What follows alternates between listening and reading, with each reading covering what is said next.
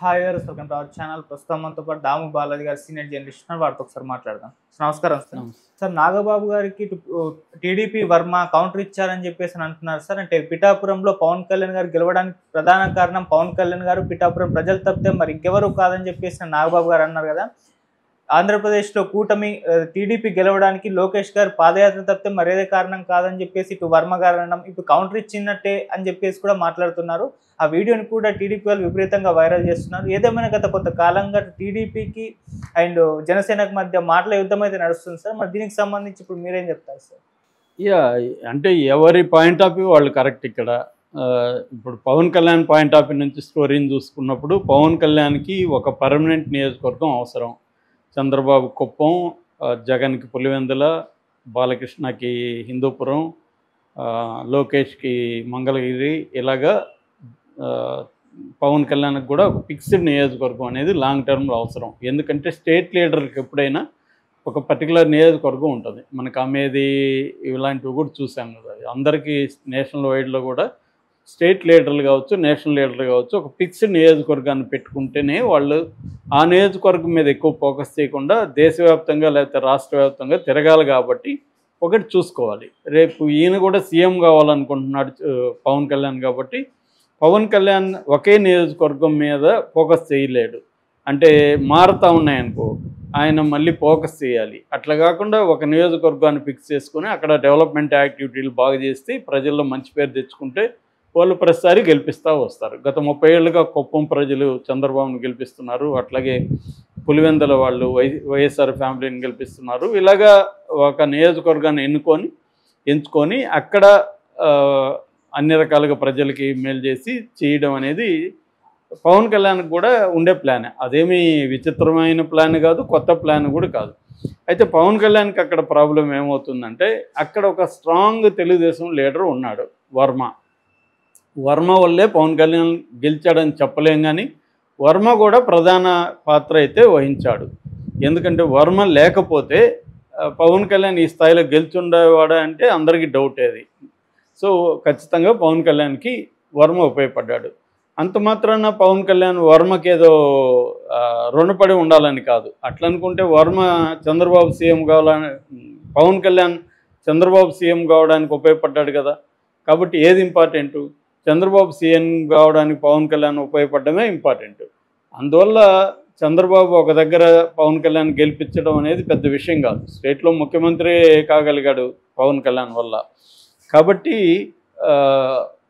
Pawan Kalyan point of వ్యూలో ఏంటంటే, ఇప్పుడు అక్కడ ఎవరు కూడా వేరే లీడర్ అనేవాడు ఉండకూడదు పవన్ కళ్యాణ్ దృష్టిలో. పవన్ కళ్యాణ్ గోల్ అది. ఆ గోల్లో భాగంగా అక్కడ వర్మ కానీ ఇంకొకరు కానీ లీడర్గా ఎదగకూడదు. తనే ఉండాలి, బలంగా తన వాళ్ళే ఉండాలి. సో అందుకని పవన్ కళ్యాణ్ ఏం చేస్తున్నాడంటే, వర్మని పైకి రానియకూడదు, లీడర్గా ఎదగనీయకూడదు అనేది పవన్ కళ్యాణ్ టార్గెట్. దీంట్లో పవన్ కళ్యాణ్ పావులు కదుపుతున్నాడు. పవన్ కళ్యాణ్ చెప్పినప్పుడు చంద్రబాబు వినాల్సిన పరిస్థితి ఉంటుంది. అన్నిట్లో వినకపోవచ్చు, కానీ కొన్ని విషయాల్లో చంద్రబాబు పవన్ కళ్యాణ్కి ఫేవర్స్ చేయాల్సిన అవసరం చంద్రబాబుకు కూడా ఉంటుంది. రెండోది, ఇప్పుడు అక్కడ వర్మ అనే వ్యక్తి ఉంటే ఏంటి, లేకపోతే చంద్రబాబుకి ఏంటి? చంద్రబాబు వర్మ అనే వ్యక్తి పెద్ద విషయం కాదు. ఎందుకంటే గతంలో కూడా వర్మ బ్యాక్గ్రౌండ్ ఏంటి, 2009లో ఆయన తెలుగుదేశంలో చేరాడు. తెలుగుదేశంలో కంటెస్ట్ చేసి పిఠాపురంలో ఓడిపోయాడు వంగగీత దగ్గర. వంగగీత ప్రజారాజ్యం పార్టీలో ఉన్నింది. దాని తర్వాత ఆయనకి టికెట్ ఇవ్వలేదు 2014లో. ఇవ్వకపోతే ఆయన రెబల్గా పోటీ చేసి గెలిచాడు. అప్పుడు సమీప ప్రత్యర్థి ఆయన పెన్నెం దొరబాబు మీద గెలిచాడు. గెలిచిన తర్వాత ఆయన మళ్ళీ తెలుగుదేశానికి వస్తే వీళ్ళు ఆహ్వానించారు, తెలుగుదేశంలో వచ్చాడు. అప్పటి నుంచి కూడా 2014 గెలిచిన తర్వాత కూడా గట్టిగా ఆయన పనిచేశాడు. 2019 తర్వాత 19లో ఆయన ఓడిపోయాడు పెన్నెం దొరబాబు. ఎందుకంటే ఒక జగన్ వేవ్ వచ్చింది 19లో. ఆ వేవ్లో ఈయన కూడా తక్కువ మెజార్టీతోనే ఓడిపోయాడు. ఓడిపోయిన తర్వాత కూడా ఆయన గట్టిగా ప్రజల్లో పనిచేస్తున్నాడు. అందువల్ల తెలుగుదేశం అంటే వర్మ అంటే తెలుగుదేశం అనేది అక్కడ ఏర్పడింది. ఈ నేపథ్యంలో పవన్ కళ్యాణ్ ఆ నియోజకవర్గాన్ని ఎంచుకున్నప్పుడు చంద్రబాబు కూడా వర్మను పిలిచి బుజ్జగించాడు. నువ్వు త్యాగం చేయాలి, మనం రాష్ట్ర వ్యాప్తంగా తెలుగుదేశం పార్టీ బలపడాలంటే, మన అధికారంలో రావాలంటే ఆయన కోరుకున్న నియోజకవర్గంలో మనం గెలిపించాల్సిన బాధ్యత మనకు ఉంది అనేది చంద్రబాబు చెప్పడంతో అతను ఓకే అయ్యాడు. దాంతోపాటు చంద్రబాబు అతనికి ఎమ్మెల్సీ హామీ ఇచ్చాడనేది కూడా చెబుతారు. ఫస్ట్ ఎమ్మెల్సీ నీకే ఇస్తానని. అది పెద్ద విషయం కూడా కాదు. చంద్రబాబు అనుకుంటే ఎమ్మెల్సీగా వర్మకి ఇవ్వడం పెద్ద విషయం కాదు. కానీ ఇప్పుడు ఏమైంది, వర్మ కూడా పట్టుదలతో నిలబడి గెలిపించాడు పవన్ కళ్యాణ్ని. అందులో ఇదేం లేదు, సెకండ్ ఒపీనియన్ ఏం లేదు. కానీ ఇప్పుడు మారిపోయినాయి ఎవరి రోల్స్ వాళ్ళు. మళ్ళీ పవన్ కళ్యాణ్కి ఏమో వర్మ ఎదగకూడదు కాబట్టి పవన్ కళ్యాణ్ చెప్పినట్టు చంద్రబాబు వినాలి. చంద్రబాబుకి పవన్ కళ్యాణ్ ఏం చెప్పాడంటే తనకి ఎమ్మెల్సీ కానీ ఇంకోటి కానీ ఇవ్వద్దండి, అతన్ని వదిలేసేయండి అని చెప్పాడు. సో అది పవన్ కళ్యాణ్ పాయింట్ ఆఫ్ వ్యూలో కరెక్టే. అతని రాజకీయ వ్యూహాలలో భాగంగా అక్కడ ఎవరు కూడా లీడర్కి ఎదగకూడదు. అందుకని అక్కడ పెన్నెం దొరబాబుని వైసీపీ నుంచి తన పార్టీలోకి చేర్చుకున్నాడు. వంగ గీతను కూడా చేర్చుకునే కార్యక్రమంలో ఉన్నాడు. ఇప్పుడు ఏమైందంటే నాగబాబుకి ఎమ్మెల్సీ ఇప్పించాడు. నాగబాబు త్వరలో మంత్రి అయ్యే అవకాశం ఉంది. నాగబాబు ప్రధానంగా పిఠాపురం మీద దృష్టి పెట్టడం అనేది నాగబాబుకి ఇచ్చిన పనులలో ఒకటి. సో నాగబాబు ఇప్పుడు పిఠాపురం దృష్టి పెట్టాలి. సో ఇప్పుడు పవన్ కళ్యాణ్కైనా నాగబాబుకైనా గోల్ ఏంటి, వర్మని పొలిటికల్గా కిల్ చేసేయడం, వర్మని తగ్గించేసుకుంటూ రావాలి. అందువల్ల ఫస్ట్ ఎత్తుగడ ఏంటి, వర్మ వల్ల మేము గెలవలేదని చెప్పాలి. వర్మ వల్ల మేము గెలిచామని చెప్తే వర్మ ఇంపార్టెన్స్ పెరుగుతుంది కదా.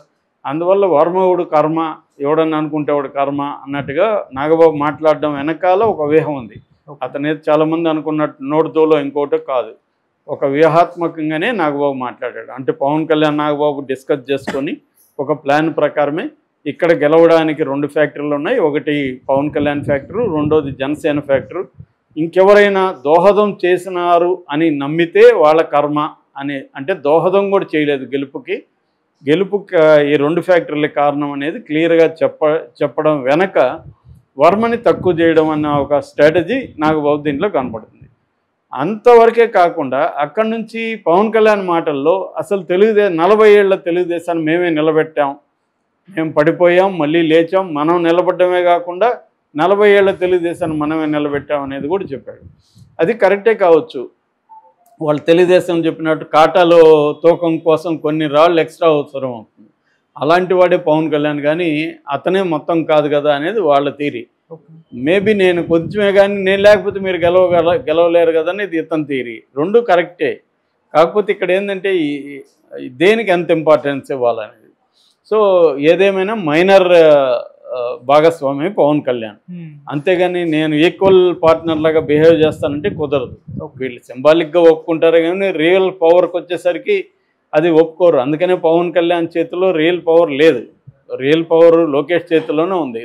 లోకేషే రియల్ సీఎం లాగా బిహేవ్ చేస్తున్నాడు. ఈ క్రమంలో ఇప్పుడు వర్మ పరిస్థితి ఏంటి, వర్మ ఒక రకంగా బలైపోయాడు. ఒక రాజకీయ వ్యూహాలకి వర్మ బలైపోయాడు. సో వర్మకి ఇప్పుడు పొలిటికల్ కెరీర్ అనేది మటాష్ అయిపోయే క్రమంలో ఉంది. సో దీంతో మొన్న నాగబాబు వెళ్ళినప్పుడు కూడా తెలుగుదేశం వాళ్ళు వర్మ జై వర్మ అని మాట్లాడడం, దానికి కేసులు కూడా పెట్టించడం. కాకపోతే అది నాగబాబు పెట్టినట్టు వార్తలు వస్తేనే నాగబాబు కాదు, జనసేనలో ఇంకొక లోకల్గా నాగబాబు అనే పేరుతో పెట్టించారు. సో దానివల్ల నాగబాబు పెట్టాడని బయటకు వచ్చింది. ఏదేమైనా తెలుగుదేశం వాళ్ళ మీదనే కేసులు పెట్టించారు. తెలుగుదేశం వాళ్ళని పైకి రానియకుండా ఎక్కడ కూడా ఫోకస్ కానియకుండా చూసుకోవడం, వర్మని ఫోకస్ కాకుండా చూసుకోవడం అనేది నాగబాబు అండ్ జనసేన అక్కడ చేస్తున్నాయి. దీంతో వర్మ రీసెంట్గా ఒక పోస్ట్ పెట్టాడు. అదేంటంటే పిఠాపురంలో జనసేన గెలవడానికి ప్రధాన కారణం లోకేష్ యువగలం పాదయాత్ర, రాష్ట్ర వ్యాప్తంగా గెలవడానికి కూడా తెలుగుదేశం యువగలం పాదయాత్ర లోకేష్కే బాధ్యత అప్పగించాలి అనే విధంగా మాట్లాడాడు. అంటే మొదటి నుంచి కూడా జనసేనను తగ్గించాలని, పవన్ కళ్యాణ్ తగ్గించాలని తెలుగుదేశంలో కూడా రాష్ట్ర వ్యాప్తంగా కూడా అభిప్రాయాలు ఉన్నాయి. అందుకని లోకేష్కి కూడా డిప్యూటీ సీఎం ఇవ్వాలనే డిమాండ్ కూడా బలంగా వచ్చింది. కానీ అలా చేసే పరిస్థితి చంద్రబాబుకి లేదు. ఎందుకంటే లోకేష్కి కూడా ఇస్తే పవన్ కళ్యాణ్ది తగ్గిపోతుంది. పవన్ కళ్యాణ్ దానికి ఒప్పుకోడు.